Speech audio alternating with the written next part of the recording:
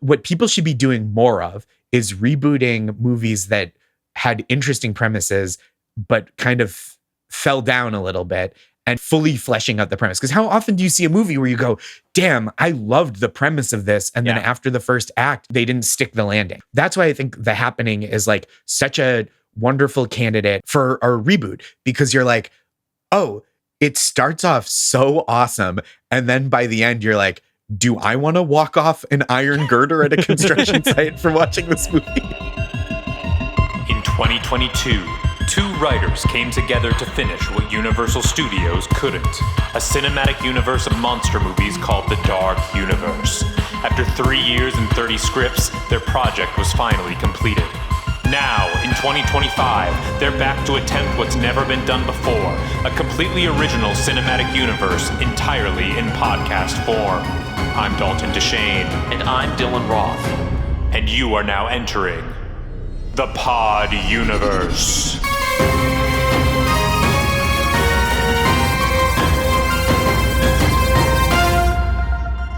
Hello and welcome to the Pod Universe, the podcast where we attempt to create an all-original sci-fi cinematic universe, one pitch at a time. I am your host that speaks for and to the trees, Dalton DeShane. And I am your host who is constantly looking for clever ways to end his own life, Dylan Roth. No, you go to therapy for that. You're not supposed to be looking for those anymore. Who listened to the bonus pod last week? We talked a little bit about my therapy history. Welcome. $5 a month. Yeah, that's you. Here on the main feed, we don't talk about our mental health, but if you pay $5, you basically get to be our surrogate therapists. And hear us talk about movies. But welcome to the Pod Universe. This is actually our first guest episode, right? Of the Pod Universe. It's more or less going to function the same for those of you who are old heads as the Dark Universe guest episodes. But for those of you who are new, here's what happened. After the multi-billion-dollar success of the Dark Universe, which of course took the world by storm. It's on every kid's lunchbox and Trapper Keeper, and people are doodling Nick Morton in the margins of their homework. We were given our own production company, Dylan and I, and so now we have the say in Hollywood of what gets made. And so we are having, aspiring Hollywood screenwriters come in to join us on the pod here to pitch us their ideas for remakes of classic genre movies and classic. We're using really that. That's a big broad quotes term. Around classic. But yeah, since our cinematic universe that we are writing and performing on the show, on the other episodes, are original, right? They're not. No studio right now is going to survive without doing some remakes, reboots, we need some and IP. reimaginings. We got to use some established IP. Yeah. And so for that, we are using some established talent. We are bringing in people who, one could argue, know what they're doing better than we do. That's true. And we will then decide, will their pitch end up in the Dark Universe? Will we make it canon? Will we put it in the Pod Universe and make it canon there? Or will it get to be a standalone film that we are financing with, of course, as I said, our many billions of dollars? Yes.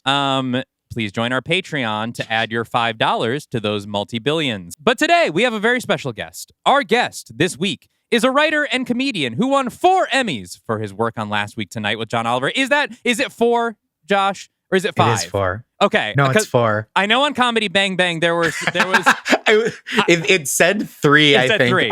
It says 3 on Wikipedia, but it is 4. Well, I was trusting that the Comedy Bang Bang audience would go through and update it, and they did. It does now say 4. That's really nice. Yeah. Thank you, Comedy Bang Bang audience. Thank you to the Comedy Bang Bang listeners. It is like a testament to Scott Aukerman's power as a host that I was like, this is the most mortifying thing I've ever had to say, but it's 4 areas. it is 4. We will not be reading your Wikipedia here today because it's already been done. God, it was so funny. I was like, damn, he's good at this because it's so funny, and I am writhing in agony. Yes, we are not as good at this. So I'm just going to give the brief summary. 4 Emmys for his work on Last Week Tonight with John Oliver, head writer on Jesus and Marrow, and was the co-creator of the wildly popular Modern Seinfeld Twitter account, and recently released a new stand-up special on YouTube called Positive Reinforcement, which everyone should go check out. It is very, very funny. He also does a really good Kelsey Grammer impression and is known throughout the world as a connoisseur of cocaine. Please welcome to the Pod Universe, Josh Gondelman. Thank you so much. It's so nice to be here with you. I have to say, both because it's true and because there might be people who don't know the lore, that I do not do cocaine. I will also say I'm here to announce a $10 tier to your Patreon where I will violate HIPAA from other people. I'll come on and I'll tell you about other people's medical problems. That's and great. I don't even expect a cut. I'm just doing it for the love of the game. Yeah, that's wonderful. $10 will get you. We've been looking for something to offer to our $10 subscribers, and now HIPAA violations. Yes. HIPAA violation. That never even occurred to us. It would be a very 2025 choice where you can give us a certain amount of money and become above the law. Yeah, I think that is very much in the spirit. True. That's the American dream, really. I think if you buy enough of Donald Trump's meme coin, yes, you actually, what you're purchasing is access to a Supreme Court justice or 6. Well, yeah, I heard that if you bought the Trump phone, that whenever it does finally arrive, it does contain an app that just tells you everyone's social security numbers. I read that if you drink Trump Cola, you become limitless. That's the Limitless pill. Yes, they put ZXB or whatever from the movie in the cola. Wow. Now, what's ironic is the symptoms of becoming limitless are very similar to autism. So, oh no, there's going to be some internal conflict in the administration about whether or not people should drink it. And it does. I think you should drink it. The new Pop Rocks and Coke is Limitless Cola and Tylenol. Welcome, Josh. Welcome to the Pod Universe. Thank you for joining us. Thank you for having me. I'm excited to become a billionaire along with the two of you. This is like a big opportunity for me, so I'm delighted to be here. Yes, we're definitely all going to become billionaires from this. And we've wanted to have you for a long time. And your new special, Positive Reinforcement, is so funny. I really strongly encourage everyone to go watch it. YouTube, of course, is a bastard with the ad placements. No, I actually think, all right, because you get to make a place. When I was watching through, there were a couple times I think that's not a bad place for an ad because it's like you don't really want to interrupt the flow of a joke, but sometimes if it's sort of in the middle of a segue, right? And then it's like, okay, you're not killing your momentum. Yeah, you're leaving me a little hook. And there's a craft to that I'm learning to do for our show. I think it was successful on your show. Thank you. I would have loved to watch it without ads, but I didn't think the ads were ruining it. And if you want to watch without ads, don't pay Google. Venmo Josh Gondelman $1 billion. That's right. And I'll Dropbox it to you. Yeah, but we just heard that's his price. Yeah, it is. Yeah, $1 billion. That's my price for anything, which is. It does price me out of a lot of jobs, but if all I need is one, right? It's like the Lady Gaga thing. One job once. There's 100 people in a room, and if only one of them gives you $1 billion, then you have $1 billion. That's true. But I will also say, if you'd like to hear the jokes without ad interruption, there's an album version that's on Bandcamp and wherever you stream audio, and there's, I think, one extra joke that's about 3 minutes long, but there's no ads. I haven't heard the bonus joke. Bonus joke? Is it at the end of the album or is it? It's in the middle. It's not. No, it's not like a 90s ass secret track. It's like 17 tracks later. Yeah, I'm just thinking about like on like the third Patton album or whatever, you have to come back to get the sequel to the famous Bowls bit. What you have to. One of the great bits. One of the great bits. Second only to all of Josh Gondelman's Positive Reinforcement. Thank you. That's right. But yeah, you have to download it. At least until Patton does our show. Then we'll change our tune. Yeah. That's right. You download it from Bandcamp, you burn it onto a CD, you put it in your CD player, and then you actually have to rewind before the zero. That's you right. have to rewind before the zero. Yeah. And Track Bandcamp lets you do that -7. now. Exactly. Track -7, yeah. The time we brought prog rock sensibilities to stand-up comedy. Honestly, right? Yes. Yeah. I've always said, Josh, that you're like the Coheed and Cambria of stand-ups. We're getting off track. Josh, as the first guest of the Pod Universe, I have a very important question to ask you. I'm ready. Because this has been on my mind since we've relaunched. How well do you feel you understand the premise of our podcast? I'm going to go 6 out of 10. Yeah. Honestly, that's better than I was expecting. I know what I'm here to do. I'm not 100% clear on what you're doing. Yeah, I think that's the best we can hope for. Unless someone comes on and they're already a fan, which does happen sometimes. But I do feel like when we sent you the email, it was kind of like, okay, we can either write like 10 paragraphs explaining everything, or we just tell Josh what we need him to do. And I think that's the way. Yeah. That's the way to do it. Well, for those of you in the listening audience who are curious about what we do, we are constructing a entirely imaginary cinematic universe of sci-fi movies. Dalton and I are writing original screenplays, which we perform and do table reads, and there's score, and we do visuals and stuff on the YouTube channel. But in between those, we'd like to have guests on, and obviously we're not asking them to each bring in an 18,000 word script. Although Josh did, you told me beforehand, you did write. But I said you're not allowed to see it. Right. We're not allowed to talk about it on the. Yeah, because that it just is tells my. that's your. You want full. It's my ownership. IP. I'm trying to license it. Yeah, so you can read it, but you can't say anything about it. Right, You signed an ironclad NDA. Unless we buy it, and then unless you buy it, and then you can say whatever you like. But again, $1 billion. He set his price, and it's a big decision. Yeah. I mean, not like we don't have it. But yeah, so we got our start doing the Dark Universe based on the Mummy film from 2017. Oh, I remember. Okay, yeah. I understand this. Yeah. Where that was supposed to be the jumping off point for like a universe of kind of classic monster movies. So we wrote 29 more movies. Okay. And we performed those on the air, and then we finished that story. And we now spent we're doing about something 3 new. years finishing the story of Tom Cruise as Nick Morton from The Mummy.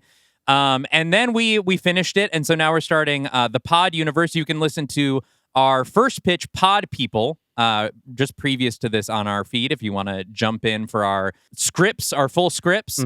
But today, we are here to talk about another science fiction movie that Josh has picked out for us. Now, Josh, I do have to say, you are starting on shaky ground here. Because I disagree, but go on. last night, I invited our patrons to watch this film with me because I knew that I had to watch it for the podcast. Yep. And so we all sat in our little Discord screening room and we watched The Happening. And I got to say, they're none too pleased with you for your selection of The Happening. But I do want to hear why did you pick The Happening? What is your history with this film? Okay, so The Happening to me is a perfect candidate for a reboot. I think this isn't me voicing an outside the box contrarian opinion. The opening sequence of The Happening is super scary and pretty cool. I was convinced, by the way, that girl on the bench was like baby Dakota Johnson. Okay, sorry to interrupt you, Josh. No, that's okay. This is what a podcast is. It's all interrupting, yeah. So The Happening, it's the first M. Night Shyamalan movie, and it's not the last one, where there is a big twist, but the twist is given away at like the end of the first act. You're like, here's the twist. Now you're just living in twist world. It is very similar to his most recent film, I believe still most recent, Trap, where you get like half an hour in and they're like, here's the twist. And so it's like a scary premise, which is people are dying by suicide in enormous numbers in the Philadelphia area because M. Night Shyamalan doesn't like to leave Philly. And I respect that about it. So people are dying by suicide in enormous numbers. And then without a lot of suspense, they go, plants are making people do this, right? At first they go, it's a neurotoxin. Maybe it's like a chemical attack by an enemy of the United States. And then pretty quickly they get to, no, plants are doing this. It is nature declaring war on humanity and people dying in like gruesome ways that are inexplicable psychologically. Like there are no human reasons that this is happening. It is like a really terrifying premise to me. Agree. I think this movie is not one of M. Night Shyamalan's finest movies. It is not exciting. The lead performances, especially Mark Wahlberg and Zooey Deschanel, are like, I don't think they capture the frantic urgency that the moment calls for. Oh no. I don't know. The toxin?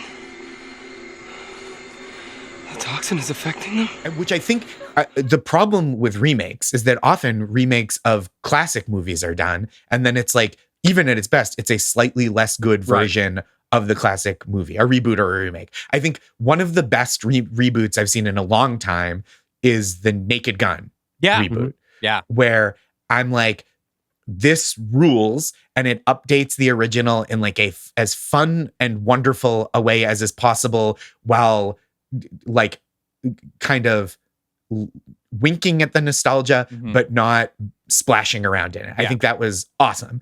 And like, that's about as good a job as you can do. And the jokes felt very current and weren't just like, remember this joke from the previous movie. Yeah. I do think in most cases, you will not, a remake of a beloved movie does not get nearly that close. And you just go, oh, great, it's Psycho shot for shot with Vince Vaughn. Okay. And that's fine. So like what people should be doing more of is rebooting movies that had interesting premises, but kind of fell down a little bit, and making them like fully fleshing out the premise. Because how often do you see a movie where you go, damn, I loved the premise of this, and then after the first act, it kind of got a little raggedy, or a little like, or they didn't stick the landing. That's why I think The Happening is like such a wonderful candidate for a reboot, because you're like, oh, it starts off so awesome, and then by the end, you're like, do I want to walk off an iron girder at a construction site for watching this movie? I mean, yeah, look, we're two people that took The Mummy with Tom Cruise and then decided to keep going with that. So we love a premise that wasn't executed well. I'm really happy you chose this movie, because especially rewatching it the other day, I'm like, this is a film where its flaw, as like so many of the most disappointing movies are, it's just unfulfilled potential, right? Yeah. Yes. Those first 5-8 minutes, really everything until you first see Mark Wahlberg, is like really good. And then I think I'm borrowing this from an early episode of Blank Check, because they did M. Night Shyamalan really early. It was years ago, but I'm pretty sure that either Griffin or David Sims said Mark Wahlberg is playing a parody of like a nerd because he hates nerds. And you have cast him as the kind of guy that he absolutely hates. He's not just miscast, he hates his character.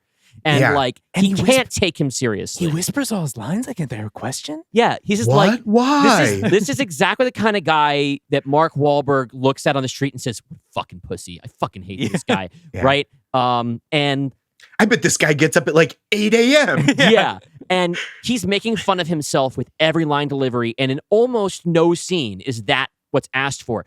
When he's supposed to kind of do it, like the infamous scene where he talks to the houseplant, to the fake houseplant, that scene is great. More. Just going to talk in a very positive manner, giving off good vibes. That is like exactly what it's supposed to be. Like, people make fun of it, but I think that's like, no, that's the one time where he and the movie are completely locked into. Now, here's what I thought about Mark Wahlberg in this film. How much better would this movie be if Ted was in it?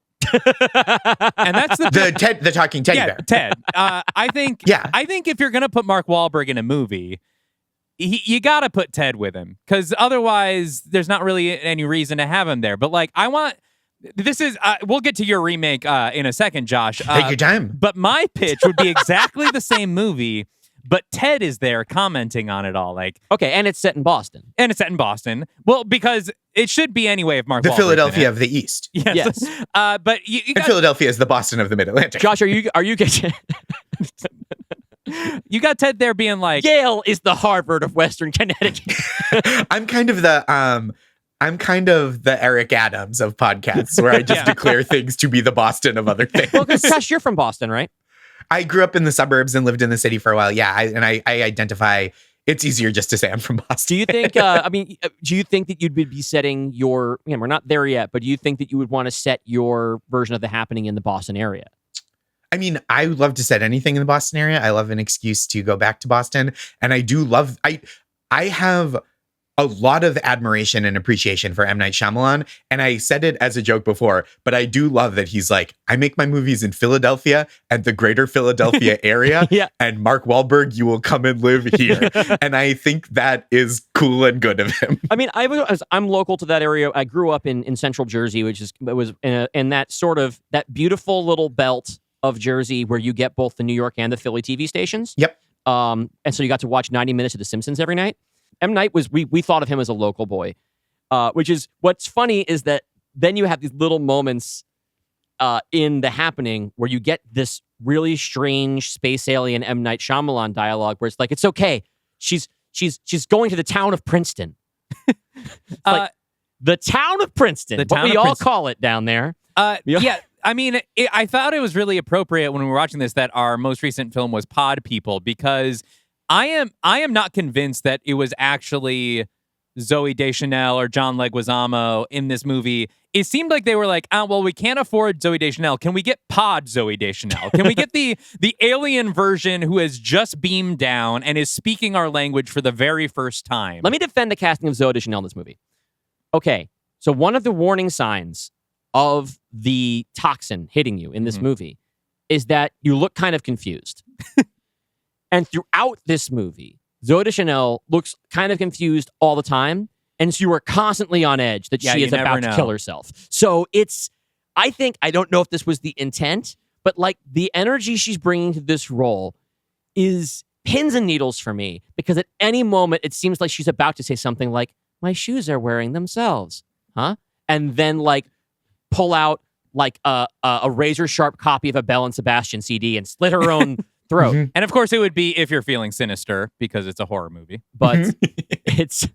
I don't think it's any human being's fault for not being able to deliver M. Night Shyamalan's dialogue naturally. M. Night Shyamalan is an incredible silent filmmaker from another planet.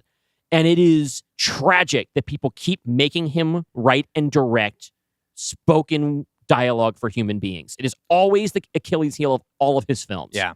They are beautiful. He places and moves a camera like an absolute genius. He comes up with these scenarios that are great. And then someone has to say, hot dogs get a bad rap. They got such a cool shape. And then the whole scene is kind of like... It all collapses. Yeah, okay. It's a house of cards. Yeah.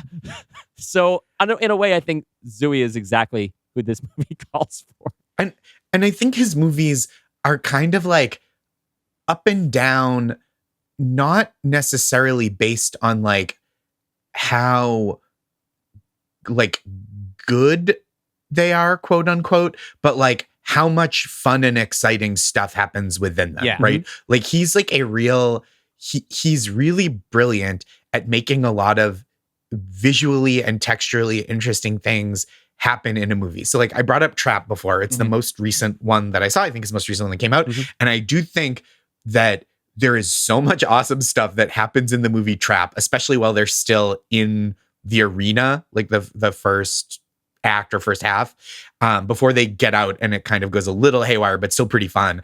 But like, you can't say whether it's good or not, because that forces you to confront the fundamental question of why Trap?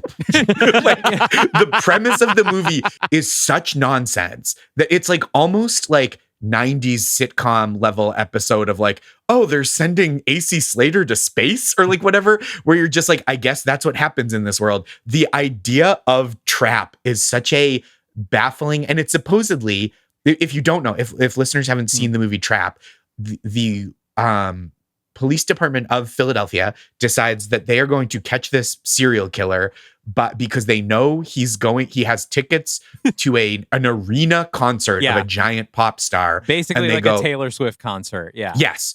And they go, we'll catch him here amongst these 18,000 or 12,000 fans, which is like maybe the worst plan I've ever heard for finding one person. The contrivance of somehow knowing that this killer is going to be at this concert, but not knowing who the killer is. Not knowing who they are. Yeah. Correct. So they're just like, we're going to find the guy. We'll figure out who he is and where he is at this concert at the same time. Yeah.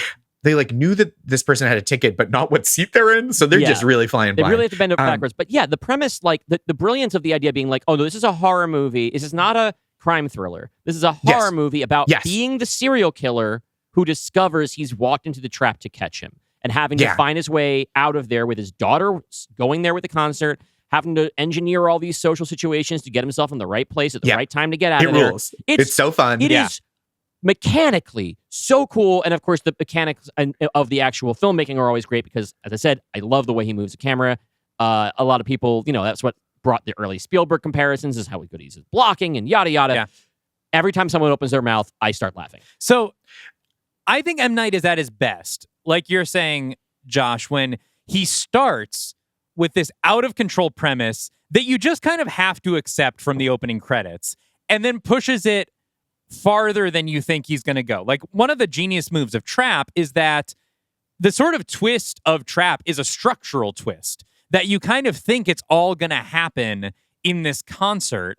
And then, like, 2/3 of the way through the movie, they leave the concert, and it just keeps going. I'm fond of something like that too. I love the kind of movie where you've created because marketing is part of every movie you see, right? Essentially, especially now, when you've been given a sort of one conception of what a film is going to be based on how it's sold to you, and then you get into the movie enough to get comfortable and feel like, yes, I am getting the movie I paid to see. And then it's like, oh, but there's another movie after that movie. Which is why I don't like the title of that movie, One Battle After Another, which I have not seen, because I'm like, you just call it battle. And then you're like, ooh, bonus battle. Another battle. That's exciting. You're right. You sell it with the one battle, and then you get extra battles after the other. Well, now I expect like unlimited battles. Unlimited so many battles, right? If I get 2 battles, I'm like, minimum 2 battles. I feel undersold. But the other M. Night movie like this that I really like, that I think is more controversial, A Knock at the Cabin, which... Oh, I haven't seen this one. Okay, well, we won't go into too much detail then, because you know how you don't want to know too much, but it starts with the premise of these 4 people show up at this gay Dave couple's... Bautista. Yeah, Dave Bautista and these 3 other people, they show up at this gay couple's cabin, and they're like, look, one of you has to kill the other or the world's going to end. Oh, yeah.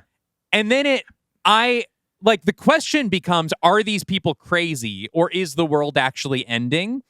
And I think another movie would leave that ambiguous longer. And then at a certain point, I guess mild spoilers for Knock at the Cabin, M. Night just calls his shot and is like, yeah, and we're following that. Like, he makes the decision definitively and keeps going. Well, that's the challenge that he gives himself, because, like, of all the people who get the Twilight Zone comparisons, right? He's the one who earns it the most, because he always starts with a premise that would make a great 26-minute episode of the classic Twilight Zone. But he's got to do at least 75 minutes, and often a lot longer, right? And he's like, all right, how do I make this not suck the way all of the 48-minute episodes of the Twilight Zone from season 4 suck, right? I have to shift into another gear. And he shifts into his gear, and that's often where somebody will decide they're out. Yeah. Or all the way in. I'm super in, yeah. And M. Night Shyamalan is 100% a love him or hate him filmmaker. And I think it changes based on the film for a lot of people.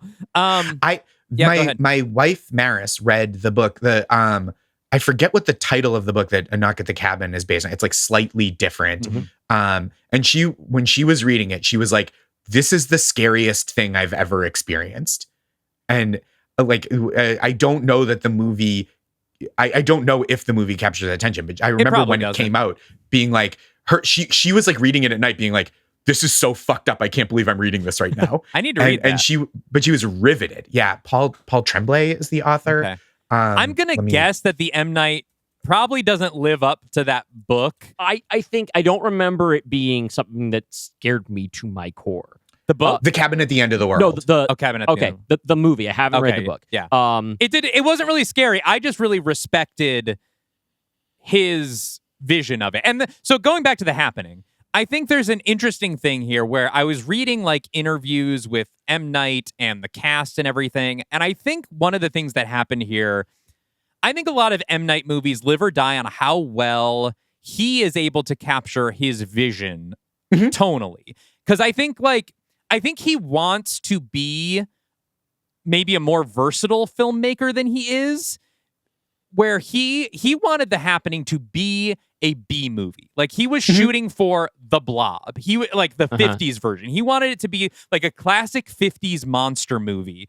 But it's filmed like an M. Night Shyamalan movie. It's too visually earnest. It's too earnest. It's too grim. It's too it's too desaturated for that kind of vibe. I can see him, like, I'm almost wondering if he was like giving the direction to the actors of like, no, do it a little more wooden, or do it like a little more a little less. Give me less, because he was trying to capture this like sort of corny vibe of like an old cheesy double feature B movie, but he's filming it like The Sixth Sense. And so like the two things, at never once does the look of this movie align with what the people are doing. Everyone is just like, all the extras are just exposition machines that like sound like they're reading the script for the first time. The whole movie feels like it's just like they had 2 hours to edit the whole movie, so they just took the rehearsal takes.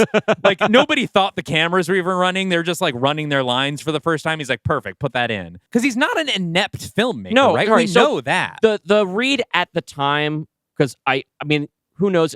I've got this information asynchronously, right? What I remember was after the movie was poorly received, the defense of it after the fact ended up being, well, I was trying to make a B movie, sort of as a way to say, you're not allowed to evaluate it like a movie that's supposed to be good. You have to evaluate it like a movie that's supposed to be bad. I'm like, you're not allowed to do that. That's great. If the movie can't tell you it's supposed to be bad in the text of the film, in the experience of watching it, you're not allowed to decide that after the fact. I also think that the idea of a B movie isn't that it's supposed to be bad. Right. It's that it's supposed to give the viewer a fun or exciting experience, right? That isn't necessarily for prestige or for, it's not for the critics, it's for the audiences. And I think like this was also not super for the audiences. No. Where I think many of his other movies are, even when they are not critical darlings. Yeah, I agree. Although the one thing that this movie has going for it that most M. Night movies don't is the gore. Like, M. Night is not traditionally a gore. Like, this is his first R-rated feature. And they made a big deal out of that. Yeah. They really pushed that, right? That was a big part of the Even thing. going back to Trap, like, Trap is about this, like, serial killer called the Butcher. But to my recollection, the only kill in the entire movie is, like, the grease at the like, concession stand, right? He puts the...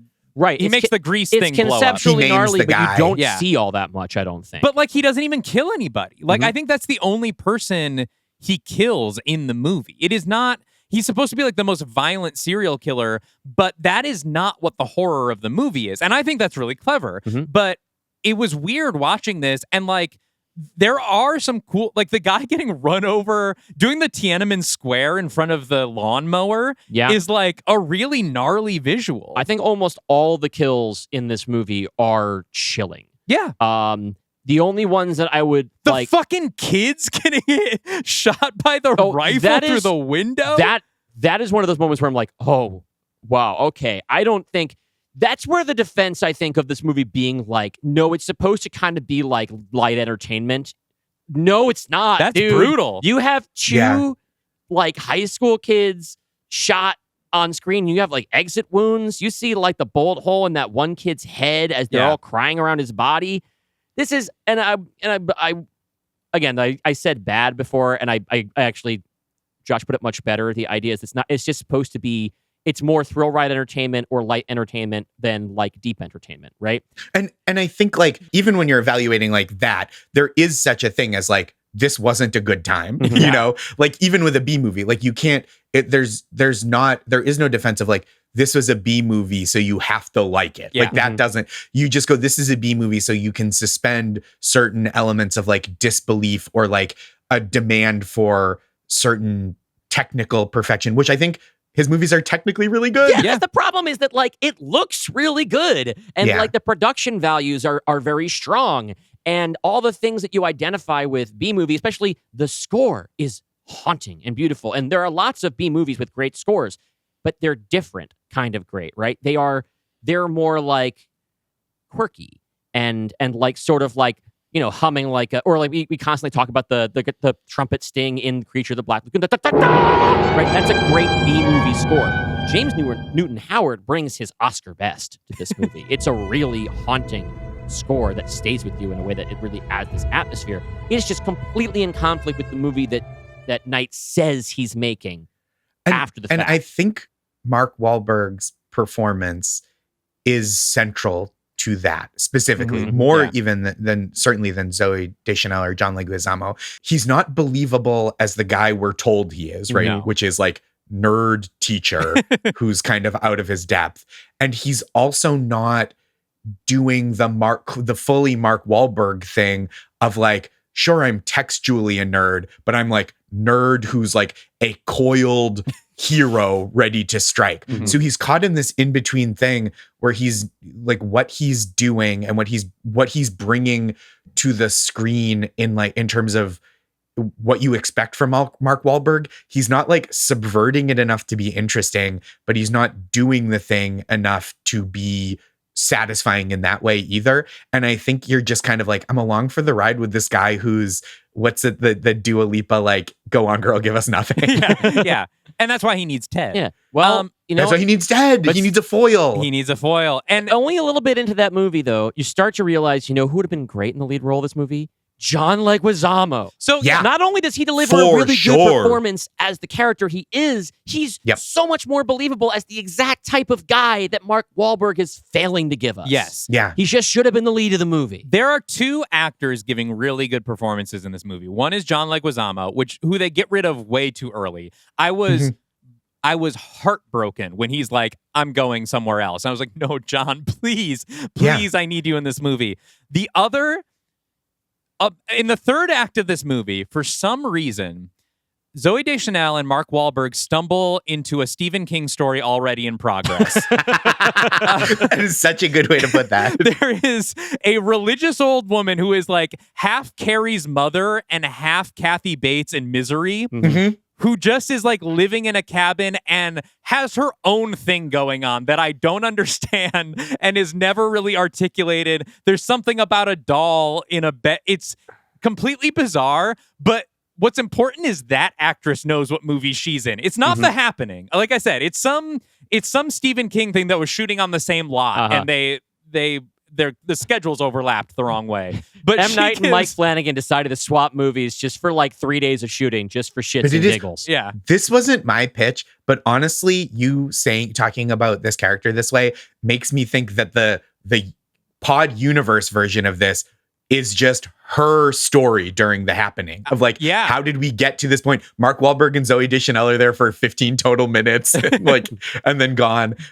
That is the M. Night Shyamalan pivot, right? Of like, it's not the twist of the movie, but it is like Trap is at the arena. John Mulaney discussing November Rain. No, it's not. And then, and it's like, oh no, this movie it's like a road movie. And it's like, oh, now they've gotten into this house and it's its own horror show. I think you're right. There is like, that almost feels like there's a Twilight Zone episode about, not that there actually is, but this is a kind of Twilight Zone idea of this woman, this deeply religious woman who has separated herself from outside society and is living by herself in this cabin and worshiping God. And all of a sudden, the end of the world is happening around her.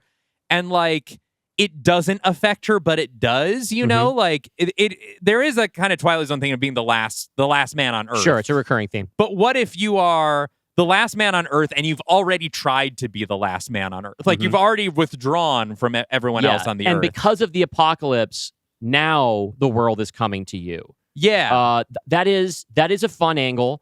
I think we have something of a preoccupation culturally with the end of the world. And who knows why? But it's like I'm thinking about like A Quiet Place Day One, the surprisingly really good movie, right? Is all about taking the context of this is the end of the world, but the character we're following is terminally ill. And so she's just kind of like, I don't have a lot of time left anyway. What am I going to do to make the most out of this time now that it's like even more urgent? And I had these plans and now there's monsters killing everybody in New York, but like my situation hasn't really changed a lot. But that's like in a sympathetic way. Obviously, if we were to be taking the old lady from this movie, Mrs. Jones, and make her sort of or a character like her the lead of our movie, we would want to be trying to get into her head more. I mean, we would want to be sympathizing with her more. But here's the tagline. It happened to everyone else. Now it's happening to her.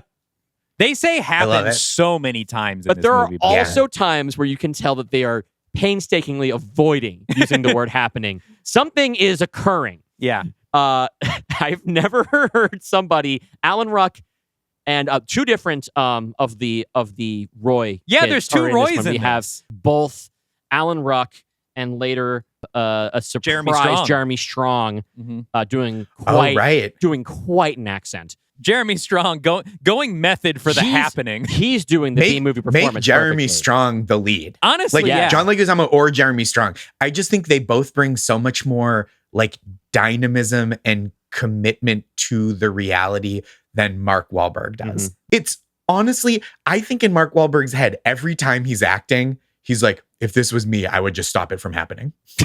There would be no happening He's if it built was different. really me and I'm not this nerd. Yeah. If I were on that plane, it wouldn't have happened. Don't get me started on Mark. I mean, I open this can of worms. I am so obsessed with this. Him going up to M. Night Shyamalan and being like, I don't get it. So you're telling me my character hasn't done any hate crimes?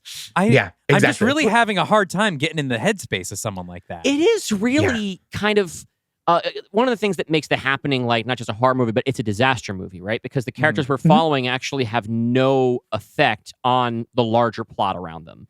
To the degree yes. that like the movie is largely directionless, and several times in this movie I was like, "What does anyone want? Well, where is anyone going?" I feel like we've also tiptoed around this sort of, I think is sort of the elephant in the room here, which is Spielberg's War of the Worlds. Yes, Which is a very similar movie in terms of how it's built. You have a dysfunctional family who is kind of forced to cope with situation through an apocalypse that they can't really impact in any meaningful way. They're not part of the resolution of the story. Everything's happening around them. And then they go through their point where they're in a creepy old cabin with a weird old person, and they have their close encounter with what the thing is that just, they're near misses, and in the end everything ends up fine, and it was just a matter of waiting it out, right? It has that same kind of arc, and I feel like tonally it's and thematically it's trying to do the same thing, and it's trying to be about post 9/11 America, and it's trying to be about cultural paranoia and our sort of like our self-destructive nature as a country and what we're doing to the planet. And it does not work as well as the old Spielberg. Well, because I think part of it that is that, like you said, we don't get the interiority of these characters. Yeah. Like their relationships are not super strong and textured. And so it feels like it is a movie about them it feels like it's just what's on the surface, right? Of them pushing through this and trying to like find a safe place. And it's not about like, you don't get the themes through the characters and what they think about and how they feel about what's happening. And then when you get to the resolution, which is the happening has stopped happening in Philadelphia, you're like, well, then why were we here? We didn't learn anything about these people. We just saw like, you get a kind of window into like the way people turn on each other at their worst when there is like an outside stressor applied to humanity, but you don't get like why these people, why are they our window into humanity? Yeah, I mean, like in War of the Worlds, I even in the Discord while you're talking about it, I called this movie War of the Worlds with a massive head injury. Because like in War of the Worlds, yes, you have first of all the journey of Tom Cruise becoming a better father, but even plot wise, when the War of the Worlds just kind of stops, because of the aliens breakdown or whatever, Tom Cruise has sort of Forrest Gumped his way into all of the key moments of the struggle, right? He's like, he gets taken by the aliens at the end. We watch them break down. Like, we witness the entire progression of the invasion from Tom Cruise's point of view. Now, we have not really done our usual summary of the film, and it's too late to do so, but I do want to talk about the ending real quick. Because, this movie ends with Mark Wahlberg and Zooey Deschanel have ended up in this plot contrivance where they're in two separate buildings, but there's a way for them to talk to each other through a pipe. Okay, it's a contrivance I happen to like. I will say, I think it's kind of good. But they decide they don't want to die apart from each other. So they venture out into the windy grass. And the wind is what's carrying the toxin that makes you kill yourself. The wind is what's carrying the toxin, and you think it's set up to make you think like they are going to kill themselves to be together, and they're walking out. Imagine if that wind also picked up some of the sand from the beach that makes you old. Oh Damn. my God. That would be the worst wind of all time. Well, we know that M. Night loves combining his movie into universes. That maybe, what if the happening happened on the beach that makes you old? Or at the resort next to it? Yeah, the beachening. The old two. The happen old. It's happening again, old style. It happened one old. So they go out and it's windy And then nothing happens, and it starts to fade to black, and we hear Mark Wahlberg's voice say, "I guess it stopped before we went outside." And that's it. Like, it is such a just deflation. Well, I guess it stopped happening. Whatever That's happened, it. happened. Whatever happened, happened. And then it's over. You don't witness like the climax of the happening, or like the thing that makes it fall apart. It's Well, just like, oh, cool, it stopped. there is no climax. All right, it's a problem he invented for himself, and he tried to get around it by he seeds all of these different things around, like scenes of scientists talking about events like this. They usually escalate and then they drop right off. Right? They cue you for that. He tries to set you up the fact that, hey, by the way, there's not going to be an ending. Just for by this the way, movie. it's just going to stop. It's not really going to end. But like the catharsis we're supposed to get is that this is the journey of like Alma, Zoe Deschanel's character, realizing that she does in fact want to be a parent, which is also kind of disconnected from what the main conflict we're told the two of them have, which is she's really distant for some reason, which turns out that she kind of almost really didn't actually in any remotely like cheat on him. Yeah. She went and had tiramisu with a guy and then said, "I don't want to have tiramisu with you anymore." And then he just kept calling her. That's the only thing she did wrong, right? The stakes aren't very high. The stakes are very low, right? And the thing is that once Mark Wahlberg's character finds out, when she confesses to him, he's upset for a minute that she lied, which is a reasonable thing to be upset about in a relationship. And then, like a reasonable person says, goes right ahead and like lets her acknowledge how small a slight this was and how she like really, you could barely call it a mistake.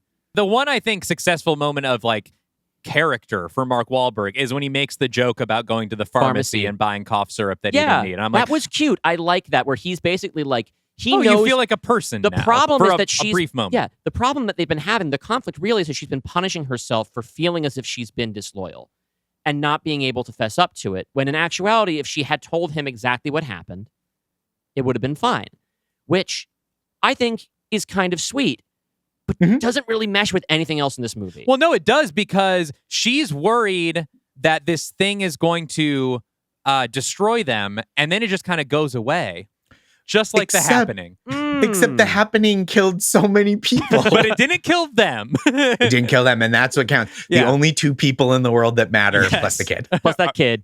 Okay, so I was refreshing myself with like details on Wikipedia, and it says like after the this happening winds down, they're like, oh, now there's a happening in Paris. Yeah. Yes. Is that okay? That So is that like the is- cliffhanger of the movie. Which I do think will be useful when we're talking about the reboot. Oh, because okay, sure. I do think that is a smart detail, because otherwise you're like, then this was a tragedy that happened, but it feels like, well, that chapter is closed on human history. Yeah. And to be like, oh, I guess it's happening somewhere else really does just mean like, I guess these people that we've spent time with are okay, but like happening on. Yep. Well, it also like at the end of the movie downplays the severity of the happening, because like once it's over, they just kind of go back to life as they knew Yeah. it. But like if the entire Northeast was wiped out, like we're talking millions and millions and millions of people dying all of a sudden from the wind, like the global economy would crash. Like there's no like just they're not going to school a couple months later. Like we're talking like a huge portion of the United States is just dropped dead. But I guess that's outside the purview of this film. This is a small scale apocalypse, and only small in the scale of like, you know, percentage of the world, the Northeast United States, as important as it may seem to us. It's not most of it. it's some of it. May I pull in a thread Yes. that I think will become useful in a little bit? Of course. To me, it's one of the more prominent elliptical or direct like climate change dramas, not Sure. like an inconvenient truth, right? Yeah. Like this is like trying to dramatize, some kind of climate catastrophe that affects people in kind of unpredictable ways and devastating ways. And I think the other one that always, and in a way that it feels analogous to like the current climate catastrophe that is ongoing. The other movie that attacks this so head on, in my there are probably others, but like Don't Look Up is the other like real prominent climate change movie. This comet is what we call a planet killer. At this exact moment, I say we sit tight and assess. Sit tight and assess? Sit tight. And then assess. The sit tight part comes first, then you got to digest it. That's the assessment period. And I do think as a climate change movie, there's something about The Happening that to me is more successful than Don't Look Up, because I think it creates a sense of horror and fear that like this could happen to you. And even if it doesn't, it will happen to someone else. And I think that is like such an effective and chilling thought that like I love comedy.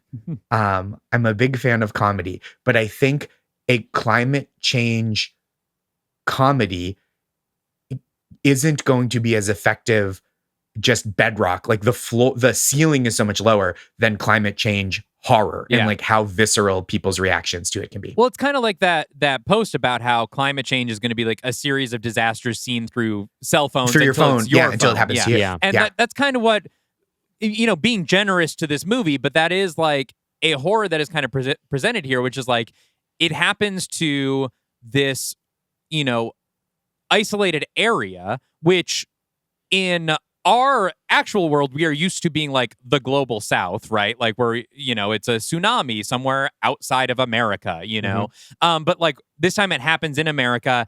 But then it's not just that one isolated thing. Now it's going to happen here, and then it's going to happen here. And that is more also like the other climate change movie I think of is like The Day After Tomorrow. Yes, But that's like, now the whole globe all of a sudden is in an ice age. Well, but like Roland Emmerich's whole thing is like these movies are going to take place around the most famous buildings in the world. So I think that has kind of some of the same flaw that I also found with Don't Look Up, which is they treat the climate apocalypse as something that will or will not happen, rather than something that where the heat is being turned up by degrees and the impact is being felt by some people disproportionately more than others. And like, there is another piece of that analogy is like Mark Wahlberg and Zooey Deschanel have the resources they're like not super well-resourced in this film, but like they have the resources to just like get the fuck out of Dodge, which is like, I think how people with resources experience the impact of climate change and apocalyptic, or not apocalyptic, but disastrous weather events now is that like the people who can get out, and the people who can't. And I think that like that is something that is absent when you're talking about a full global simultaneous apocalypse. And also like the Don't Look Up setup of like, this thing is going to happen to everyone and we can stop it or we cannot. And it's like, that's actually not what the experience of climate change is. Yeah. And I think that's another thing that like the idea that the Northeast bounces back so easily from it is actually a disservice to that message. Agreed. Yeah. Because like, when a impoverished nation is hit by an earthquake, they don't just bounce back. That is a crippling effect for the people, the nation, and so it takes years for a city or an island like nation to recover from a major hurricane. And so the idea, like, yes, I think this message is here of like climate change can happen in your backyard, but then that message is kind of weakened by like, but then things will go back to normal. Yeah, 3 months of no school, and now everything's just Yeah. And so it would be nice if like this had a more, I mean, and again, I guess that's contrast to like the B movie thing he says he was going for, but like if we could see the sort of lingering effects of this a little bit more of like, this really fucked up, like even the United States can kind of be brought to its knees by a sudden environmental disaster. There is no nation wealthy enough to come out of this unscathed. And it doesn't really stick that landing. Yeah. Well, that's a bummer. Well, anyway. It is. Well, okay. Anyway, sorry. No. Listen. Oh, it's okay to be a bummer when you're talking about the slow, terrifying decay of our ecosystem. Especially when this movie is at its best, when it's at its bummerest, Yes. right? Like, because there's the sad, gruesome, grisly parts are the most affecting parts, and the kind of like adventure parts are a little weaker. And like, I know that like them deciding to experience, like, that could have been really powerful, right? Yeah. Them deciding to like give themselves over to the happening, and then it was like immediately defanged. But there is, so I think the kind of tenderness parts are like not quite as strong. Like, if they had died, you would leave that movie, like, people would have walked out of the theater being like, fuck. And like, because they survived, you're like, what? Yeah. But all of these problems will, of course, be solved in Josh Gondelman's The Happening. And we're going to hear about that very briefly. We're going to go to a quick word from our independent sponsors who have graciously decided to advertise on our show. That's right. Here on the Pod Universe, we take a different approach to advertising. Rather than sell time to products and tech startups that our audience probably doesn't care about, we offer a spotlight to independent creative projects like novels, albums, webcomics, newsletters, independent films, and of course, other podcasts. This episode is brought to you by the DC3 Cast, a weekly podcast about DC Comics by 3 former contributors to multiversitycomics.com. Over a decade, the DC3 Cast has looked at DC Comics from a number of different angles. They review the latest DC Comics releases, look ahead at what's coming out soon, and do in-depth retrospectives on comics past. They're currently exploring the entire history of DC from Crisis on Infinite Earths in 1985 and 86 all the way to today, looking at all the major books and moments from the past 40 years. And on their Patreon, they're doing a complete read-through of the entire DC Comics output of the great Grant Morrison, issue by issue. They also boast what they call the best non-Pod Universe Discord server on the internet. So thank you to Zach, Vince, and Brian of the DC3 Cast for supporting the show. We thank you for checking them out, audience folks. And you can find them at dc3cast.com or on the podcatcher of your choice.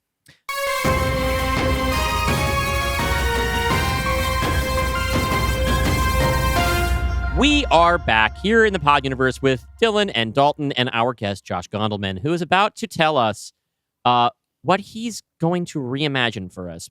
A new feature, potentially for our studio, based on M. Night Shyamalan's The Happening. Josh, what do you got for us? Okay. Thank you so much for having me. Sharks. Do I call you Sharks? Or is You can that call wrong? Sharks, yeah. Okay. That makes Sharks. us feel powerful. Yeah, that's good. Yeah. That's how we mean it. I wasn't aware until just now of the show Shark Tank. I just think sharks are cool and powerful. yeah. So I address people I think are cool and powerful as sharks. Well, you can't see because my hair is covering my neck, but I do have some vestigial gills. That's nice. And I can never stop moving. And I'm like a I've shark. noticed that about you. That actually is true about Dylan. Wait, do you know in Canada they call it Dragon's Den? Yes, I do. I've watched the YouTube clips because Why? I've watched so many. It's cool, but why? Is it Canada or is it the UK? I thought it was the UK that did Dragon's it Den. feels Maybe like a it's UK both. thing. So sharks. Thank you for having me. Stop moving. No, I don't want you to die. So I actually think the bones of The Happening are strong. We've talked about it. It's super scary. The scary stuff is fucking cool and good. And I'm not a person that loves a scary movie. And I think they go right up to the line of like, the gore is not punishing, but it is unsettling. And I really appreciate that about this movie. I like the early reveal of the twist as the twist. And because I think if you got to 5 minutes left in the movie and Mark Wahlberg was like, it's the plants, you'd be like, I am going to cut this movie screen with a knife and then tear it apart so no film shall be screened on it in the future. By this point, M. Night had learned his lesson about trying to always do the big, like, I think The Village taught him that lesson. Yes. Probably of like, I can't keep doing this. Yeah. So I think the bones are strong. As I said, this is a fertile territory for a remake. Number one, I've got a couple crucial changes. Yes. Number one, get Mark Wahlberg out of there. And replace him with Ted. I do think it would be a better movie with Ted. I also think there are a couple ways to go with this. I think you have to go with someone who either portrays a more nuanced and tender stoicism in the face of tragedy, right? Because Mark Wahlberg, when he's being stoic, you're just like, oh, he can just not have thoughts. That's something, there's nothing in his head other than like, I gotta go over there now. And so like, that's the whole thing. You need someone like, let's say, to go in this direction of like a performance like Sterling K. Brown on television's Paradise. Okay. We love Sterling K. Brown. We do. Here. Sterling K. Brown is one of the stars of next week's Imaginary movie. Wow. Ooh, he's great. Yes. And you go like someone who's just a better actor who can pull this off with like a little more depth to the performance. Well, because Paradise also a batshit insane show with a wild premise that he is still acting his ass through. Like, you know, like he is. And he holds the show together by sheer force of acting. Yes. Where you're like, I guess I do believe this because he believes it so much and he's treating it with so much gravity. So like, I think he is like a real tremendous choice for something of this nature. And like, again, I think it's the lead performance in Trap is like a wonderful performance that similarly holds the movie. I just am going back to Trap a lot, which I enjoyed. Josh Hartnett is terrific. He's in that very movie. good. Josh Hartnett is so good. And it's like, again, that holds the movie together. Where Mark Wahlberg, you would be like, I don't care about this guy. I believe in prison abolition, except Mark Wahlberg should be in jail. Well, yeah, if you wanted to cast Mark Wahlberg again, the thing about our production company is we do have a pretty low ceiling on how many alleged hate crimes an actor can commit before we let. And is it more than 2 or 3? It's actually at 0. Yeah, well then Wahlberg's we're out. aiming for 0. Yeah, we're aiming for a I don't even know 0. if we have to say alleged. Was he? I haven't looked up if he was convicted. I think he was because he wasn't allowed. There was he had to ask for. I don't know how this turned out, but he asked for clemency from the governor of Massachusetts because it had something to do with the liquor licenses at Wahlburgers. Oh my God. Okay. Wow. So Wahlberg's out, but Sterling K. Brown, to the best of my knowledge, 0 hate crimes. So that's great. Or you go the opposite direction of someone who just is like not gonna hold it together. I think we'd get a very interesting The Happening with an Adam Sandler, or a Tim Robinson type, like a person who just like is so overwhelmed that they're just like, I can't deal with this apocalypse. And I think either one of those gives you a different flavor as opposed to the way it is now with no flavor at all. Or dare I say, if we're going the comedian route, perhaps a Josh Gondelman. A Josh Gondelman. Yeah. Sure. Things have happened to me. I know how to play that. I think we put this in the Jerk extended universe because it is a direct spin-off of the line. Things are going to start happening to me now. Okay, Steve Martin would be a very interesting actor to lead this movie because he has a really good. He can bring the stillness of somebody like Sterling K. Brown, but also it can very easily be read as a facade of pseudo-intellectualism or like the sense that he can at least pretend to be above it, but he's freaking out on the inside. Yeah. Here's I an think idea. He can play those levels. Only Happenings in the building. It's the Happening, but it's happening in the building. Yeah, from, and we got Selena from Gomez, and we have Martin Short. Short and Steve Martin while the Happening is happening. That's good. And then we just get to watch a bunch of the other quirky neighbors in the house off themselves in dramatic fashion. No, I'm making it sound like we go sillier on the pitch. No, you are have allowed a good to do pitch. an actual No, pitch. I mean, if we want to go silly, I like kind of played this pretty straight, which is this is not my element. But so there's really 2 components to my remake. Okay. It is no Mark Wahlberg. That's an ironclad. I walk if it has to be Wahlberg. Yeah. And then it has to be sadder, which is unexpected for me, a person who's never written drama. So I know this is going to be a tough sell to the suits up the chain at the Pod Universe Corporation, but I think this movie has to make you feel bad when you leave. And that is, I think, what is missing from art about climate disaster is that people leave with hope. And I think, well, even if these characters survive, what we really have to focus on is the devastation of everyone else around them. And I think like if you show that them living is like cold comfort in the grand, like, oh, you think the movie is about these three people trying to escape the happening? No, silly. It's about how even if individuals escape from this situation, as you mentioned in the first part of the episode, the devastation is unbearable. Yeah. I think M. Night's direction of like, oh, this is a B movie, if that's the case, is the wrong direction. Because while I think, yes, it's got all these horror elements and these kind of pulpier elements, the feeling you're going for is the first Reformed feeling. Yeah, that's right? exactly what came to mind. I was thinking like, oh, you know what? I think the best movie is about talking about climate change. The way that we should really be thinking about it is First Reformed. Is First But Reformed, the other movie which that came leaves to you mind, feeling terrible Yes. at the end of it. And yeah. There's a 1984, it was a BBC movie. I think they actually put it out on TV first, which is crazy that you would ever play this on TV in any country. It's a film called Threads. Yes, Threads. Threads is an apocalyptic war drama set in the UK, and it is all about what happens to a bunch of people living, I guess, in London when nuclear war breaks out. Yeah, it's basically what if a nuke went off in the UK? Yeah. And what happens next? And there's not like resolution. The story is just this is what would happen.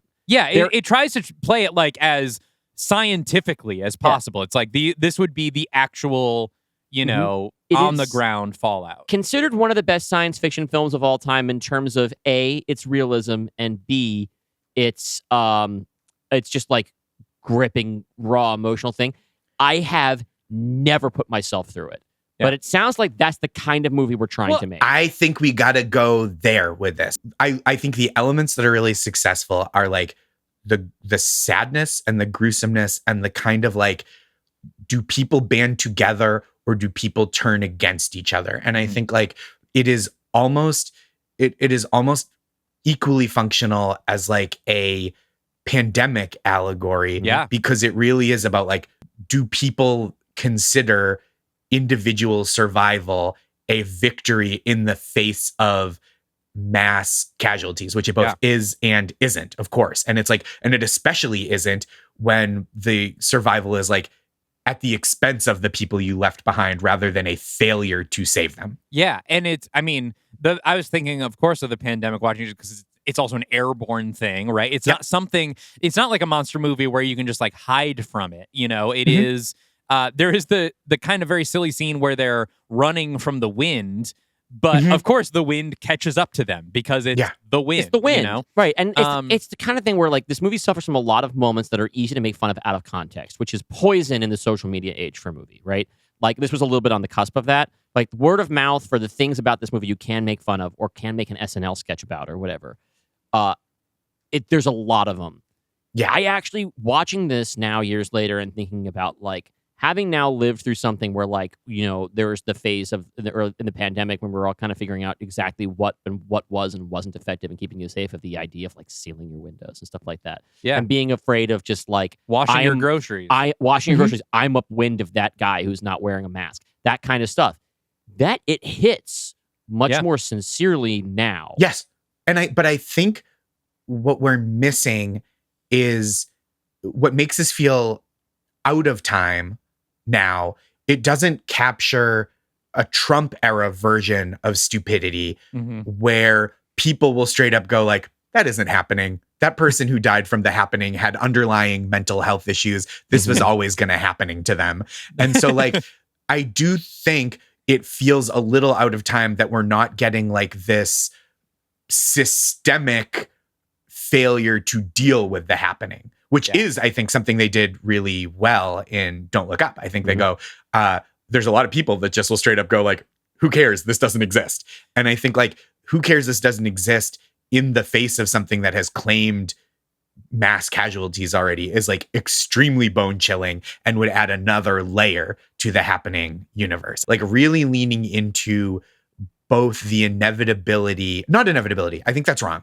I think it's wrong to not have hope. I kind of alluded to that before, but I think individual hope is not the thing to cling to, right? Hope of collectivism and like people working to protect vulnerable people en masse or like at a community level is so much more of an interesting facet to this movie. So like maybe they don't leave Philadelphia. In fact, I don't think they should. The road movie stuff doesn't work to me. Yeah. But it's like, how do the people of the city of Philadelphia buttress and fortify their city against the happening, and who wants to be a part of that and who doesn't is like a much more compelling turn for this movie to take. Yeah, because one of the things, obviously the original Happening being kind of a post 9/11 movie, there is an ongoing conversation is this a terrorist attack, right? Mm-hmm. But I think like kind of as you're alluding to, I feel like the 2025 version of that is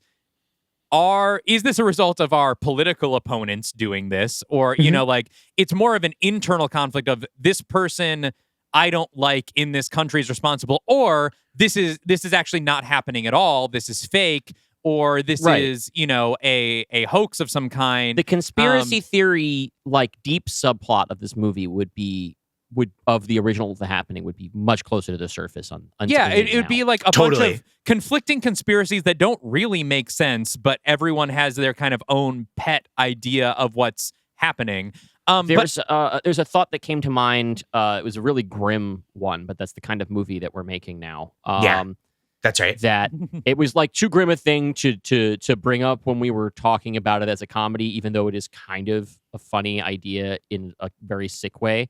The notion of when people know that this toxin is blowing through their town, setting up their cameras so they can record and stream their deaths in case it's something really cool that will go viral.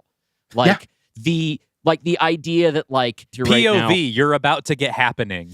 Well, there's a thing that's going on right now is like one of the many weird internal conflicts that we're all dealing with here is like the idea of wanting to do something and then the impulse to perform doing something, right? That like making a difference isn't enough unless you're influencing other people to make a difference, and also getting credit for doing that. Yes. I think that there's a way to work that angle in here, and I think there is sort of a social media or like streaming thing that can be going in different directions. You can have the influencer thing where you will have the current conflict between mainstream media, which is all very much about reinforcing the status quo, and then you have the fringe right media with the crazy conspiracy theories, and then you have the people we like. The people you could even have the people being like posting their deaths to be like, oh, you think this is a hoax? This is real. Yeah, this is real. And then, people replying just happening ? Right. We're talking about whether or not this was AI or a deep fake or whatever. Yeah. There's so many ways to deal with this sort of like misinformation angle of it that have the potential to be gnarly, because we still want this to be gnarly, I imagine. Yeah, for sure. People posting like, hey guys, there's a lot of videos of The Happening going around social media right now. Maybe log off for your own mental health. You don't want to see Meanwhile, you're Totally. not going to know if it's coming to you. And then you'll have people who are stepping outside into their area and saying, see, it's fine. And they turn off their cameras and they post it. And then they go back inside and then The Happening happens. Yeah. And there's no desire to retract it, right? Because that would mean you're wrong. And you can't be wrong. Right? You can't correct your information. You know what movie ending has? It just popped into my head because I love that idea of you can't be wrong. There's no going back, and like the Happening being real, it doesn't change the minds of the people who believe it's not real, even to their own detriment, which is like really sad. And then there are the political levels in 2020 through 2025 of people who want to see their political opponents punished, right? So I think there is like a huge appetite for that from the right, where people are like, of course, Philadelphia, blue city, terrible air quality, The Happening is going to happen. And then there's like a lighter strain of people ostensibly on the left, but who are not practicing necessarily the large scale compassion required of like big politics and mass action of like, I want also to save the lives of the people who don't believe this is happening. But the movie, you said Threads earlier, the movie that I've seen and can speak to that I feel like has the right tone of the ending is like Children of Men. Children of Men. Yeah. Which rules. One of the best films of the century or about the century, right? Yeah. And it's there's like that tiny little morsel ending, of hope, just a tiny morsel of hope, but it also the morsel of hope isn't like one person is alive. It's like what this means is that there's hope for everyone. Right. And I think the original Happening kind of inverts that in a way that makes it less powerful, right? It's like, oh, this is going to keep happening, but like Mark Wahlberg's alive, so thank God. Yeah. Well, one guy that we were really, no matter what happens, we must protect Mark Wahlberg. One of the things that I'm kind of toying with, I've got a couple things to say, but I guess this is the most relevant.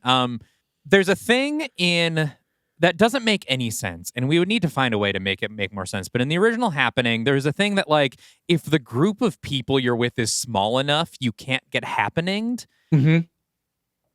Nonsense. I don't even know how they begin to justify that. But I like if we set up this thing where the Happening happens, everyone's got their own individual reactions and stories, right? Like, this is why there's this political infighting. There's people posting. There's people saying don't post. All these things.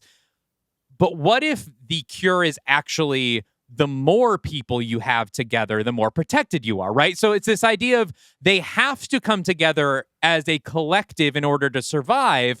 But within that collective, everybody is atomized in different ways. And so it becomes a struggle of like everyone fucking hates each other or is against each other, is infighting in some way, but the only hope they have is to actually gather and work it out as a group of people who are also isolated in their own individual I can't be wrong bubble. And that is sort of the arc of the film, is how can we coexist in the face of something like this? Dalton, way to use the classic Dalton to Shane do it backwards trick in a way that is very thematically relevant to the thing that we've been talking about. That's what I do here, baby. Dalton loves to take, when reimagining a concept, as we did many times during the Dark Universe project, to take sort of the basic kernel idea and then say basically, what if I did this backwards? And kind of the Missy Elliott. You put that thing down, you flip it, and you reverse it. That's what Dalton and DeShane that's what is I call the it. Missy Elliott of imaginary filmmaking. Yes. The other thing I was going to say about tone, I think one of the benefits we have here, because we're talking about this very grim tone, this very downer tone, but the thing about like Threads or First Reformed is that they are about the thing they're about on the face, right? Threads is about very literally nuclear disaster. First Reformed is very literally about climate change. We have the sort of Trojan horse of genre here. Yes. Which This I think is plants around the world have gotten together and decided, we've had enough of you. We're going to put out a toxin that makes you kill yourself. And that is it's a very B-movie, sort of monster movie kind of plot that I think extremely cheap to shoot. Yes. Yeah, and that we love that here at our production studio. We're going to use the whole budget buying the script from Josh. Like, so of course. Oh, you don't see Jaws till however deep into Jaws. You never see the monster in this movie. This really is Shyamalan trying to one-up Spielberg again. Yeah. What if it was just the wind? But I think that helps us because, right, you were saying you haven't seen Threads because of its reputation for how gnarly it gets. I'm one of my touchstones for this kind of thing is the novel Catch-22, which starts out very silly. It's a lot of these like broad vaudeville bits. But then as it goes on, the realities of war start to sink in and people start dying in these grisly ways. And it makes everything hit so much harder because you've sort of been lulled into this false sense of security.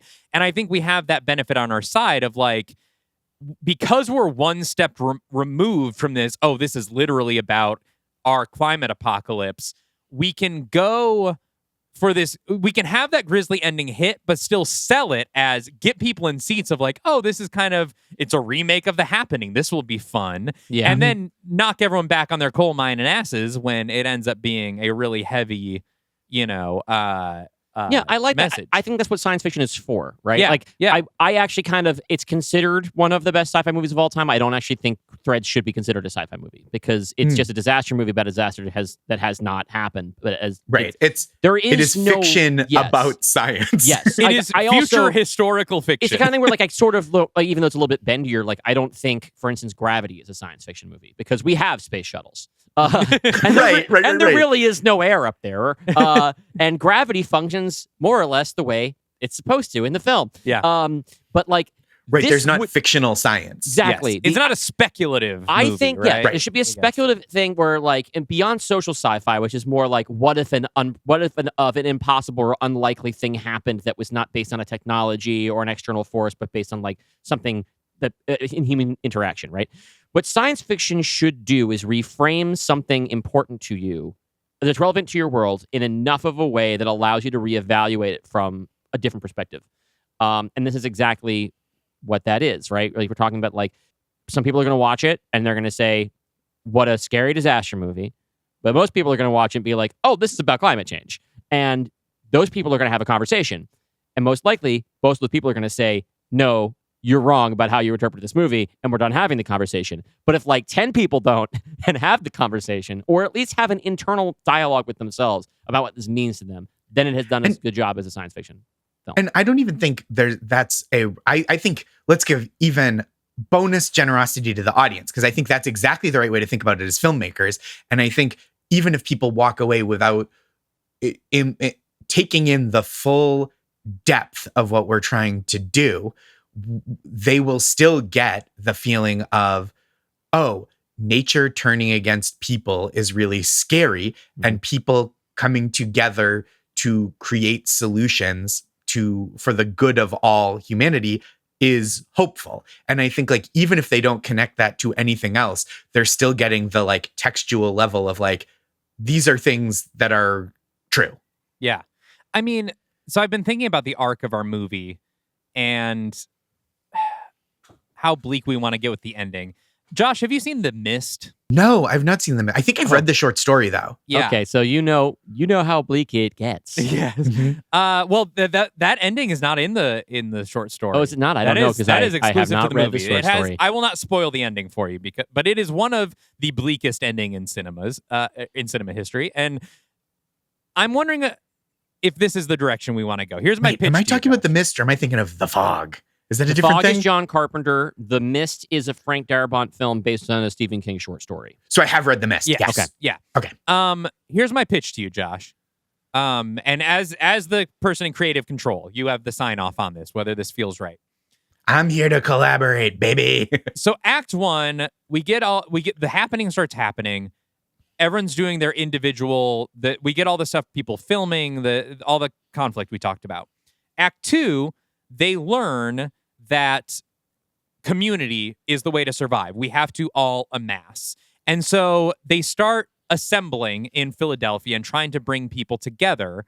And for a while, it works. Like, they are able to survive. And for a while, the horror is not the people killing themselves. We just get a lot of the interpersonal drama as they start to collaborate. And we get this sort of seeding that this idea from the happening that, like, at a certain point, this will dissipate. Like, and we can maybe set that up a little better than just a talking head being like, yeah, it's going to go away. But, like, the idea that, like, okay, this is some sort of climate phenomenon or plant phenomenon, but once the winds turn or something, it's going to die down. It's like seasonal allergies. It'll go away, you know? They just have to weather the storm, right? But they can't. Like, the infighting gets to be too much. And all of these people decide, fuck you.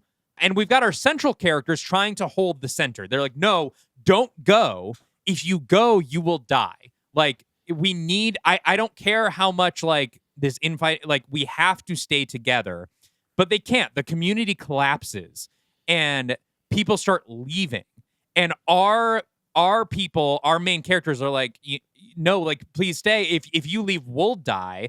And so we've got kind of this central mass of the people we've been following, huddling together, about to die. And as it closes in on them, that's when it dissipates and it goes away. And they go outside and everyone who has left is dead in the streets. And so we end with this kind of thing of like, if this community had held together another hour, everyone would have lived. But and I think that does honor the plot of the original The Happening, but in a way that is more impactful, because it does a service not just to, we love these characters, we want to see them survive, but it also shows that despite the horror, or despite this victory, there is still horror. And like you said, could have been ameliorated more had people continued looking out for each other's best interests in addition to what they thought was their own. Yeah. And then I think if we do the same sort of cliffhanger of like the happening somewhere else, it is both a terrible cliffhanger and yet it is a second chance for this place to get it right. Yeah. Right. To learn the lesson. There's almost a hope there. Like we can have maybe the people that survive, they get the message out. Like if you can just amass together and stay together, you will survive. And someone is like hearing that on the news as it starts happening around them. And it's like, not only this is a terrible thing, but there's also a hope to it because maybe this time we'll get it right. Right. They're starting from a different place than our characters were. Yeah. Maybe they've learned the lesson of Philadelphia's failure. Right. I like the way this also creates a little bubble of time, which I think the original film does pretty well too, of you just get a little break from the carnage so that it can scare you again. We have a period of time where if anybody's dying, they're dying like they do in The Happening at each other's hands, right?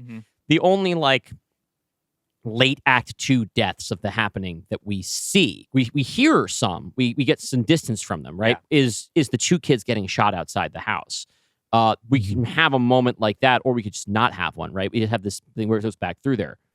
I think that is like a really chilling facet of The Happening, is that like it's not just this first order threat that you're fighting. It is like the threat of people acting out of fear of each other in addition to fear of that threat, and like not being able to trust strangers.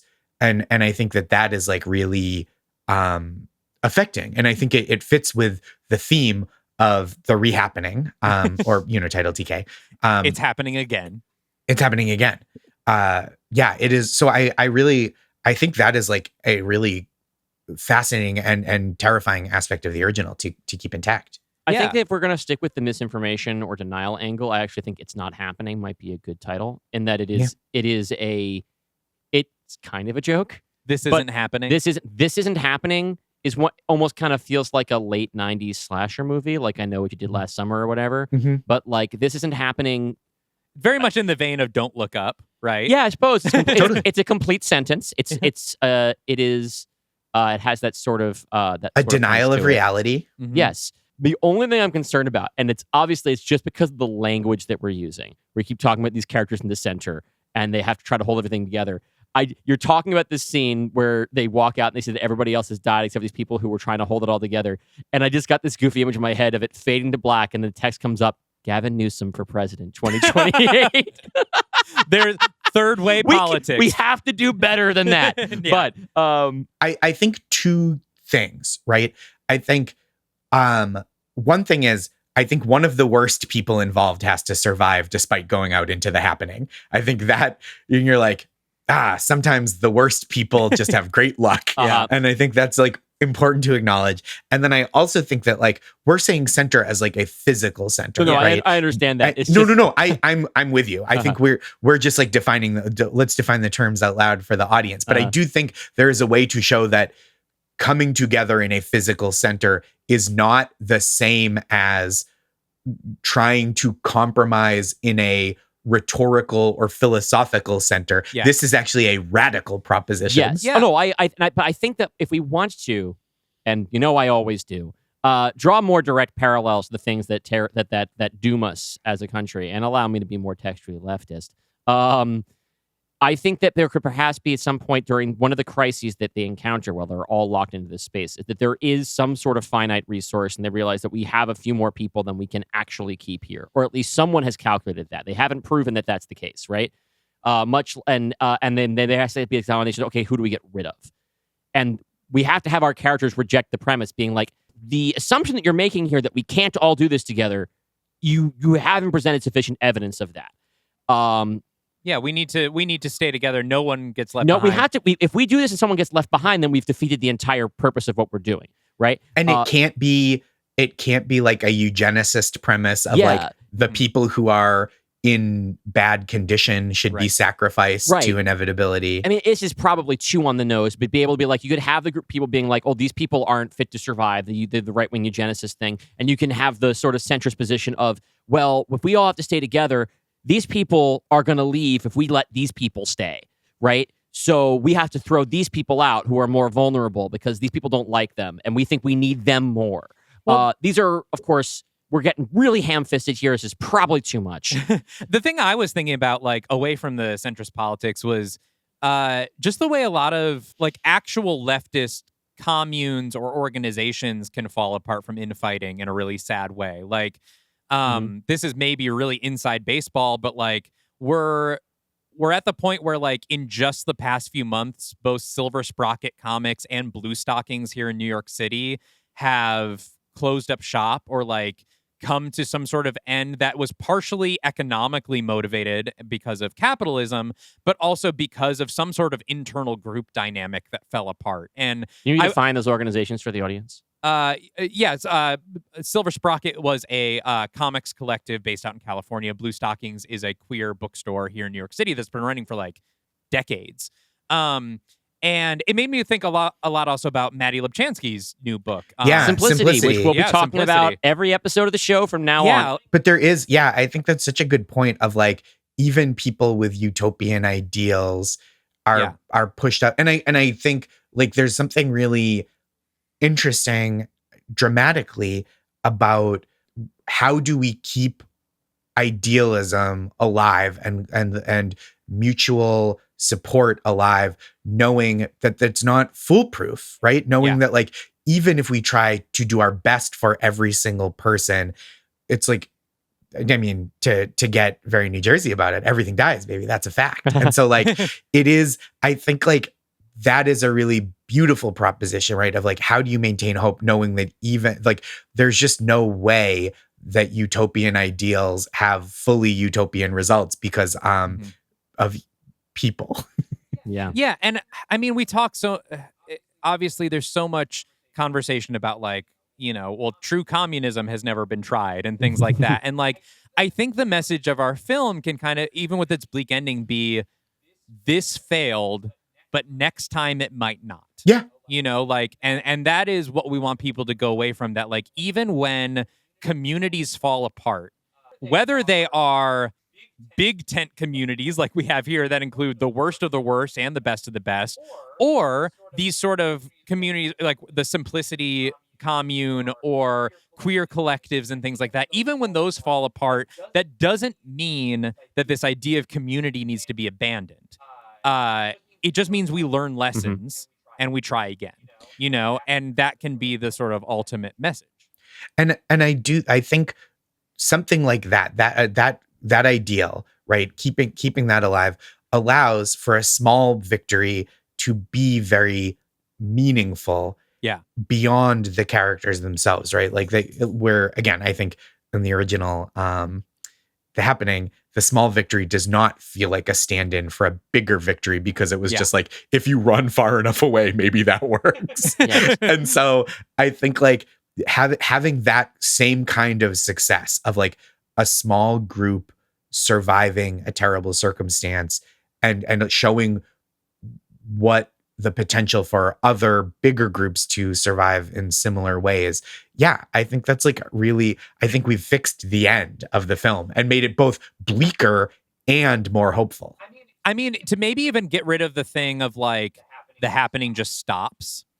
Maybe they do figure out that there is like a threshold, right, of how many people need to be together. And like, as The Happening gets stronger, more people are needed and then less or something.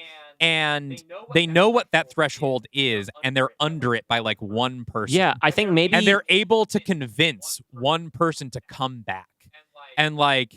And so it is one person making the choice who has walked away, who has said, fuck this. And they get that person to come back, and it's just enough people for them to survive. I don't think they have to And then they see survive. everyone else. I think it might be better if they don't. If everyone dies... I think I don't know. I think if the hope is coming from the fact they got this message out, they don't have to live to deliver it. They can deliver it and still die. But the idea is they have tried this out. They've worked the numbers. They've seen what worked and what didn't work. And everybody's leaving the fucking community. Everyone's leaving the building, and they know that they've only got a little bit of time to get the word out about what to convey that if we're still going to go with a science teacher, for example, as our lead, he's got to deliver the results of the experiment. And it creates a little bit of a hectic ticking clock to art finale, right? People are leaving. And if he can't convince them to leave, he has to be able to convey the results of the experiment so it can be iterated on and save more lives. That is the only thing that he can do now that will make a difference. And it's not about him surviving or his little family surviving. The community is already fucked. What he can do is share what he's learned. And then we can maybe cut to black before he kills himself. Dylan, that's very bleak, and it may be the right ending, but I do need you to start doing twice weekly therapy. I think we do have to up. I think just it's a good idea, but it does make me concerned for you, and so I'm going to be passing that along to your wife. And I am also, from a storytelling perspective, worried, or just from like a human behavior perspective, worried that like the happening in France, it would be harder to avert if they're like, we figured out how to avert the happening. And they're like, how? And they're like, well, here's how, but we're all dead. We'd be like, well, fuck that. Well, no, in France, it'll be easy because in France, you just have to, when the happening starts, you just have to tell them like, oh, they're trying to make you, they're taking away 2 of your vacation days. Yeah. And they'll all be in Then they're all out in the streets. Yeah, they're all united all of a sudden. Really, this is just an American problem. It is a super American, not only American, but it is so American. Yeah. Like it almost feels like a movie that was made 15 to 17 years too early. Like looking back now, it doesn't feel like it captures as much of the salient post 9/11 feeling historically as it captures a kind of pandemic feeling. Yeah, I agree. I don't know if this exact movie made now, but the Josh Gondelman reboot is going to capture the all of Gondelman this. cut. Yeah. Release the Gondelman cut. It scratches that itch that we are often trying to induce on this show, which is I want to see that movie. Yeah. I would like to see it. And so we are going to pretend to give you $1 billion to make it. Yeah, I think this is well worth $1 billion. We're getting Sandler the Oscar. Yes, That's right. I mean, Drama Sandler. Let's go. We need Drama Sandler. Now, do you have a director in mind? This is a good question. I've got a couple of suggestions if you Please, got nobody. yeah, I would love to hear yours. Well, we've already brought up both Children of Men and Gravity, so I think Alfonso Cuarón could do an amazing job with this premise. We also talked about the First Reformed of it all, and if we wanted to be really bleak, we could get Paul Schrader on board. And you know what? The compulsory journal element can be his notes from the experiment. Yes, he can be writing. He's got to be writing down the notes from the notes. experiment, and that's our voiceover that every Paul Schrader movie has. I had one more. What was another movie we were just talking about? You want to talk about Frank Darabont? Frank Darabont could be good at this. It's too close to being The Mist. Yeah, it's way too. You can't. Because they have the this is whole too grocery parallel store. to It's thing. almost way too close to Children of Men for me to ask Alfonso Cuarón about, because he was the first thought. And also, thank you for bringing up First Reformed, which is like a blind spot for me. So I'm glad you brought it up so that the listeners don't yell at us. No, it's. I mean, if you want to have a bad time tonight, Josh, don't I always put on First Reformed? It's an incredible film. It's one of my. I put it on my top 10 of the 2000s so far list, and I will probably never watch it again. Mm-hmm. It's one of those great films. Is Ethan Hawke? Yeah. Yeah. Ethan Hawke as a priest who learns about climate change. Wow. Yeah. And decides to do something about it. This is a less bleak. The only sane man on earth. It is a full tangent, but Ethan Hawke just did a Subway Takes. And yes, I saw this. Which I like his take. I think it has the right level of spiciness, which was there's no such thing as a favorite Beatle. You love the Beatles because they're the Beatles. And I think that is like a great, I think he talks about art in a really thoughtful, like lovely, warm way. And I pitched a TV show with a friend recently, and we wrote in at the very last minute a joke about Ethan Hawke being a bad celebrity tour guide at a museum because his tours take hours and hours because he can't stop rhapsodizing about the art. And then when I saw the the subway takes, I was like, immediate vindication that is like his nature, is just to be like, the Beatles are so beautiful, man. Ethan Hawke is the sort of dream blunt rotation that at like the hour 2 mark becomes a nightmare blunt rotation where it's like, I gotta go to bed, You gotta hope man. he's got a place to be. But like, truly, I like love, I think he's like becoming such a wonderful like New York City elder statesman of the arts, of like, and his lore is so deep, of like getting banned from Madison Square Garden. Like, shout out to Ethan Hawke. Shout out Ethan Hawke went to my high school. Whoa. Hell, let's get him in this movie. He can be one of the people in this movie. Like a decade apart, and technically his high school split into 2 high schools, and I went to one of them, which was in a different building. So some people might say we did not go to the same high school. He also did a very funny bit with my late dog one time. Oh, really? Passed him out in the city with my dog, and someone he was with said something like, "Oh, is she looking for a beer?" about my dog, and I said, "Oh no, she's long sober." And Ethan Hawke said, "Oh, have you been going to your meetings?" to my dog, which I was like, "Good bit, Ethan Hawke." And like that was the entire conversation. I did not acknowledge him. It was just like, other than like, yeah, she's doing all right, and like just walked away. I was like, perfect celebrity interaction. Perfect celebrity interaction. Well, thank you, Josh. Of course. For pitching The Happening. This is a movie I want to see. I don't know if we settled on a director, but yeah, we didn't pick one officially. We should nail that down. Are we nailing down Adam Sandler in the lead? Well, then let's get the fucking Safdies.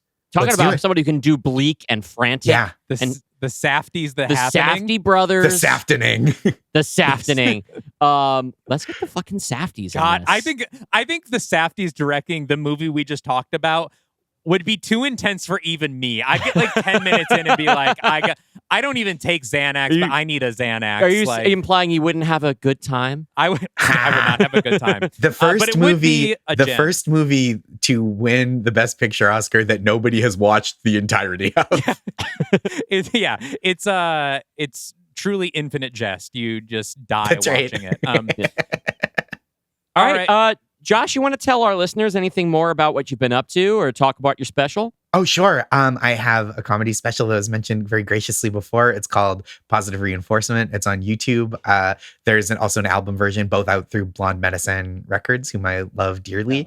Directed by my buddy Chris Werner of formerly Last Week Tonight, now Saturday Night Live. Great dude. Great team. Very proud of it. And I'm on the road a little bit coming up. I got a date in Minneapolis, a couple dates in New Orleans coming up. You can find all at joshgondelman.com, or I write a weekly newsletter that you can get for free or for money. It's the same experience either way. It's just, how much do you want me to have? Some money. And that is called That's Marvelous, and you can find it at that'smarvelousnewsletter.com. Oh, and one more. This is too many plugs, but no, that's fine. We're about to do another one for somebody else. I co-host a show at Union Hall. It's the first and third Monday of the month. I'm usually pretty good at signaling when I'll be hosting there, because I do about one of the 2 a month. But it's so fun. It's called Frankenstein's Baby. It's 2 Mondays a month at Union Hall, and it's with Allison Leiby and Joyelle Nicole Johnson and Tyrone Thornhill, and produced by Don Will. Don Will DJs every week, and produced by Jordan Ashley. And it's just such a fun time, and it's really special to me. And if you're in New York, come hang out. You will not see my scripted material. You will see usually me and Allison, or me and Joyelle, or me and Tyrone, or any combination of those 3, just fucking around, and then other people doing great jokes. I can personally vouch for the good time you will have seeing Josh Gondelman live. Thank you. I think about 10 years ago, probably, I saw you perform at Live From Here with Chris Oh, Thiele. Shoot. Live From Here. That was, I think it was after the pandemic started, but before it had really hit New York. Because I remember it was early 2020, because I did one of the last episodes, I think, that they shot at Town Hall. Yeah, at Town Hall. Yeah. And I will say, Josh was the highlight of that show. Oh, thank you. And that was a show where Chris Thiele was performing music. So, yeah, he was great. So Rachel Syme did a reading, I remember. Yeah. That is high praise. Thank you. Josh is very, very, very funny. If you can't see him live, watch his special, listen to his special. Yeah, previous record is on Spotify as well. I don't know if it's also something you can watch on YouTube, but I threw on People Pleaser while I was driving here. So. Oh, thank you. People Pleaser is somewhere. I actually don't have any control or knowledge over where the visuals for that are. I think it might be like an Amazon free thing if you're subscribed. I think it's on Tubi. But the company that made it kind of keeps moving it around, so I don't have a lot of great intel on it. Tubi star Josh Gondelman. That's right. Thank you, Josh, so much. Thanks so much for being here. Thanks for having me. We're going to let you go, and we'll keep in touch about the production of your version of The Happening. The $1 billion is on its way. We're going to wire that straight over to you. Wink. Right. But just send us the script while you're waiting for it, just so we have it. Yeah. Sounds like a fair deal to me. After our next little break, you're going to hear the trailer for our next scripted episode. I am writing a space sci-fi movie. It is called Last Flight of the Stonehammer. It is done. It's done plus. I have to cut some stuff, but it has an ending that I like. And so we're going to do a quick little break, and then we'll read that to you, and then we'll say bye and thank our patrons. But for now, we're going to say bye to Josh, so we don't keep you here. Hey, thanks so much for being on the show.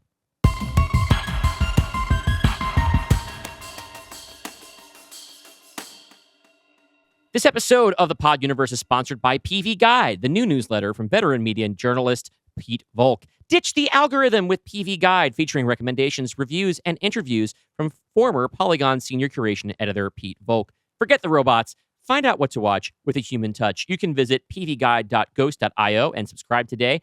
Tell you what, I'm going to visit it right now, and I'm going to tell you what's on the front page. It's going to be some classic TV news type stuff. I'm opening the paper. 20 great movies in the past 20 years is a series that Pete's been doing, I think, all September. And it'll be mostly movies that you wouldn't think of from the past 20 years. For instance, 2009's Vengeance or 2008's Speed Racer. The latest episode is for The Three Musketeers. This is the version that came out in the year 2011 that I have not seen, but it's Paul W.S. Anderson's version of Three Musketeers, so it's going to be freaking wild. Anyway, fun essays and reviews about new and old films and television. Check it out, pvguide.ghost.io.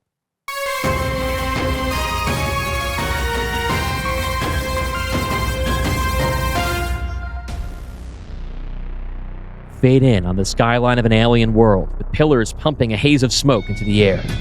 A small, single-pilot fighter craft screams across our screen, diving out of the sky. We follow the craft as it dives towards a mining facility, then pulls up just in time to avoid crashing into the surface. It fires its cannons, destroying an array of anti-aircraft turrets. Below, aliens in uniform dive for cover. Cut to inside the cockpit of the fighter, where a young man with gold face tattoos, played by R.J. Kyler, howls with excitement. We hear the voice of an older man, played by Sterling K. Brown. Here on the Stonehammer, we do two things. We fight to avenge our ancestors. Cut to a raging space battle between a rugged, cobbled-together vessel and a slick military craft. All around them, small starfighters chase each other around the battlefield. And then we celebrate having done that. Cut to a crowded hangar bay where the cocky pilot from earlier stage dives off the nose of his parked craft into the arms of his rowdy shipmates. Cut to an older woman in goggles, a jumpsuit, and similar gold face tattoos, played by Michelle Yeoh, helping a soot-covered teenager pull a lever attached to a glowing spherical power core. Then we get ready to do it again, which I suppose you could count as a third thing. Crossfade to a young female warrior descending the ramp of a dropship, rifle at the ready, flanked by two more fighters played by Rebecca Quinn and Louis Tan. The young woman speaks in voiceover. That's why I came here, to make the Eridai pay for destroying our world. The young woman kicks a helmeted soldier in the face, then turns her back and walks away. We, however, remain with the bloodied soldier, who rolls onto his back and watches as the dropship flies away, dragging several heavy shipping containers behind it.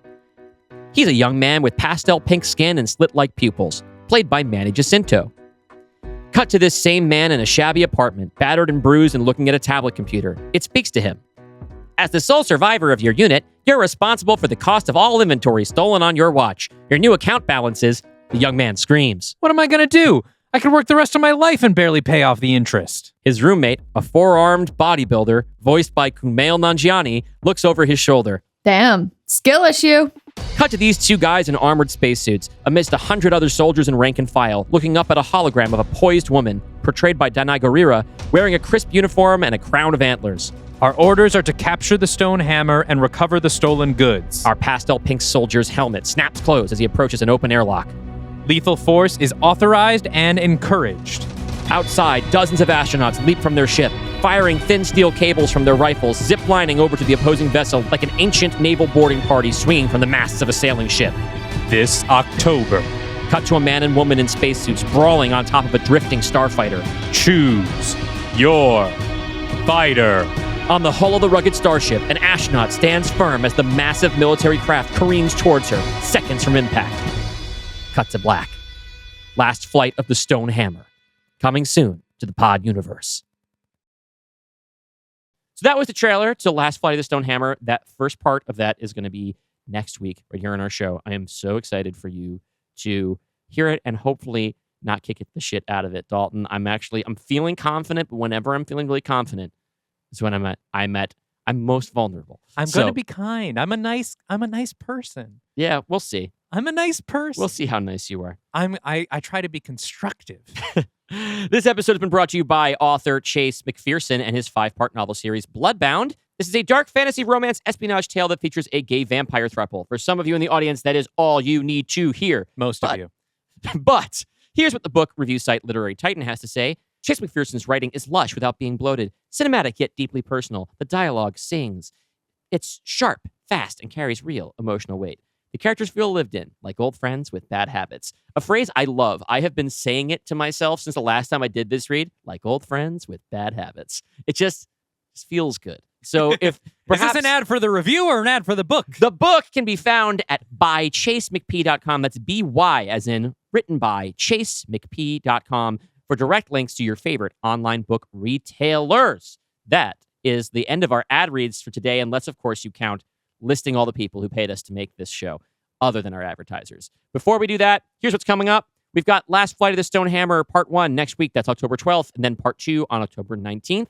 After that, we've got Bonus Pod, where we are doing a studio mandate. We will be pitching a Dark Universe version of The Breakfast Club featuring our beloved fan-favorite character, Hunter Marin. That one comes to us from Brent Dreyer. Thank you, Brent. And we're going to be launching our new Make Each Other Watch Movies exchange series. The Dill Tyrion collection, the counterpart to Dalton's series, making me watch a bunch of art house films, will be beginning with 1976 film Network, one of my all-time favorite films from Sidney Lumet. And then just in time for Halloween, we'll be starting the Hammer Horror series, which will not just be Hammer Horror, by the way, but just a lot of 60s horror in that style. We're going to do some Vincent Price stuff too, but we're going to start off with The Curse of Frankenstein. Right. These are going to be sort of like mid-century horror essentials as curated by Dalton. Exactly. Does this segment have a name yet? No.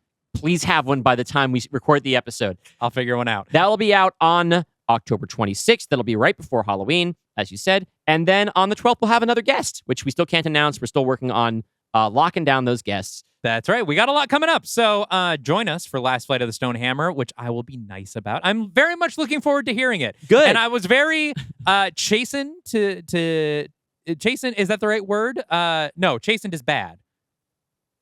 I was very encouraged to hear that it's done. To hear that it's not just done, but under the word count.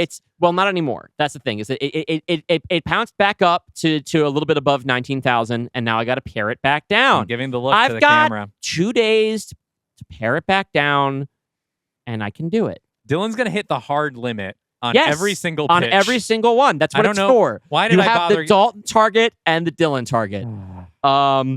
This episode is brought to you by our executive producers, Brent Dreyer, Brian Egan, Diana, Jonathan Morgantini, Mar Bendlar, Matt Thackeray, Soonmot, Speep, and Mike Lee Whiplash. Thank you so much for supporting our show. You were so ready to say Moose, but Moose isn't on there anymore. No, Moose is in studio executives, right where they've always been. Okay. But yes. You were about to say Moose. I got to tell you, Moose, we appreciate your $25 a month. I think if Moosicle guest. Yeah, I think if you stopped paying us, I would just leave it here. I think you would get acknowledged anyway. I think I would still say studio executives, Alyssa the Pazuzu apologist, Bill French, Beerus, Brandon Bullock, Jasper Stark, Joe Valiant, Cadel, Moose, Rich Mays, and Zfig. Thank you so much for supporting us at $25 a month, which not only gets you this shout out on everything we record, but also, for now, one studio mandate on our bonus pod. We talked about something on the bonus a little bit. We are looking to restructure a little bit how we do studio mandates because the queue is way too long and we want people to be able to get it. Too much demand. The demand is a little bit too high. Good problems.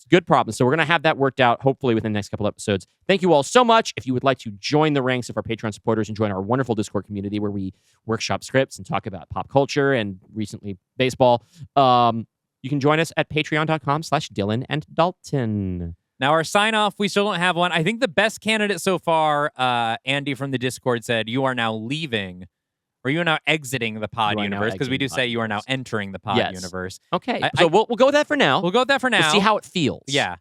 You You are now exiting exiting the pod universe.